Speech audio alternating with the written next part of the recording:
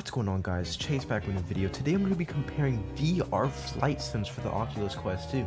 Now before I start, Microsoft Flight Simulator is probably the best one for VR. It comes really realistic, great scenery, and great graphics.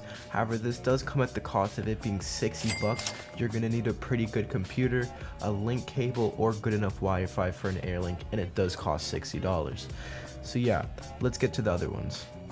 Now the first game we'll be comparing is Warplanes World War I. This game is super fun and has many options whether you want a more realistic approach or a more arcade approach. It also has a really great combat system where you can use old planes from World War I. It also has a really good multiplayer and it works really well with the combat system. However, this game is $20 and after a certain point, after like an hour of me playing it, I did get a little bit bored. However, the missions are really cool and really fun to play. Now the next game I'll be comparing is probably the game that I have the most hours in, and that is Simple Planes VR. It's an all-around good game, however it comes at the cost of the models of the planes not being the best. But like I said, it's an all-around good game.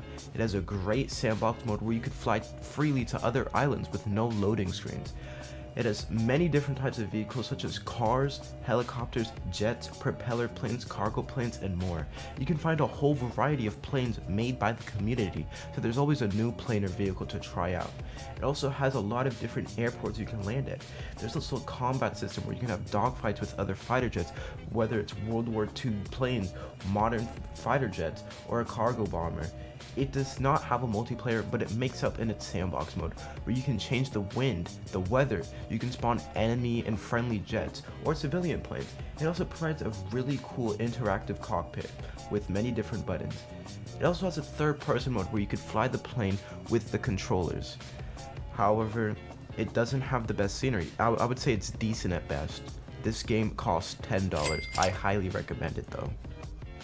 Now the next game I'll be comparing is probably the fan favorite out of the two, and that is Ultra Wings 2. Now if you're up for a more arcade feel and want to have fun for a longer period of time, Ultra Wings is definitely the choice here. Ultra Wings has a much more realistic feel when interacting with buttons in the cockpit, and in Ultra Wings you can buy airports, buy airplanes, by simply flying, whether it's simple as takeoffs and landings or doing missions like flying through rings. This game is way more beautiful than the other two, and this game also has a combat mode where you can shoot AI and have awesome dogfights. It's not as good as Warplanes, but that is to be expected. You can also gain money from shooting balloons with a gun or taking pictures of landmarks. Ultra Wings 2 is also multiplayer and can have up to 8 players.